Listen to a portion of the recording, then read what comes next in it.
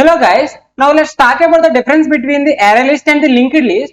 First, let's understand how they internally works. Okay, for example, I have defined the array list like this. So 1, 2, 3, 4, 5 will be there, and here the linked list. Okay, so whenever I removed an element from an array list, for example, let's say I have removed an element of 3. So what will happen is this 4 and 4 has to shift to the third place, and the 5 has to shift to the fourth place. I mean, so this 4 should come to here, okay, this 5 should come to here. So like that the shifting will be happen in the array list. Okay, now let's do that one as well.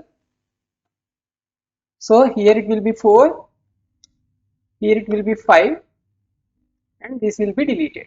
So like that array list will be works. Okay, if you take in the linked list, right, so in this linked list this is the address of second element.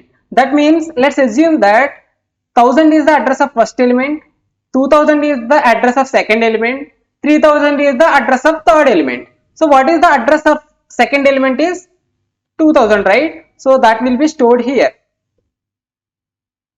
Okay,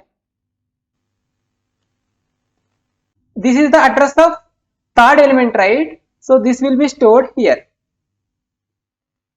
Okay, just expanding. So what is the first one and what is the first one here?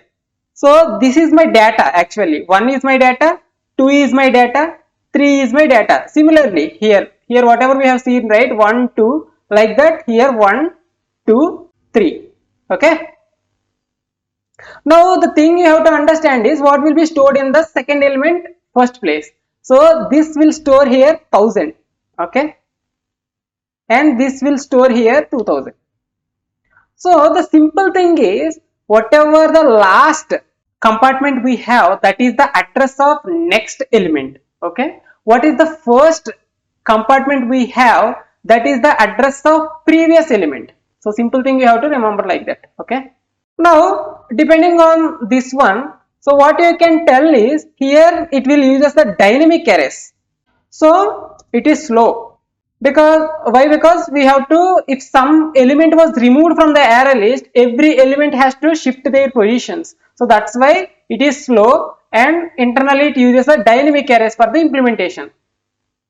So here it is very easy. So why? Because if I remove this node, right, for example, let's assume that if I remove this element, what will happen? It will just shift the address. That means it will change the address 3000, it will just change the address to 1000. That's it.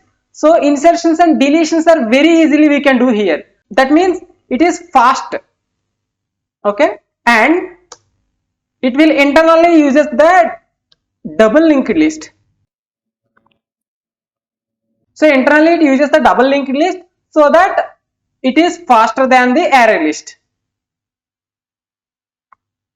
So if you want to understand it, so I can draw like this. Okay, so this is the thing. Okay, by default capacity is 10 here. We have discussed in the earlier video also, the capacity here will be the 10. So there is no point of capacity here, no point of capacity here, and the thing is here it will initialize with the empty node you can say, or element you can say, whatever you want to say you can say it. Whenever you define an array list like this, you might think that it will create the capacity as 10, but it is wrong. So whenever you insert an element into it, then the capacity will be initiated, giving the pseudocode here. Okay, you know already syntax, right?